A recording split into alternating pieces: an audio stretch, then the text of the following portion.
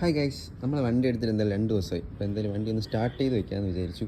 അങ്ങനെ രാവിലെ തന്നെ ഇറങ്ങി വണ്ടിയുടെ തുണി പൊക്കി നോക്കുകയാണ്.